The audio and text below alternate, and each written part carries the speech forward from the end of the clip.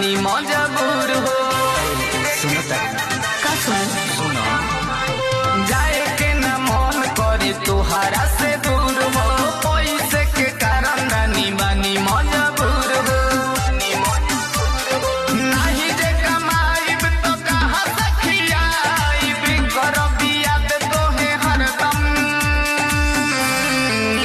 हेले जाबो कदी चंदन ए राजा जाता रा तू तो नंदन। हेले जाबो कदी चंदन ए पिया जाता रा तू तो नंदन।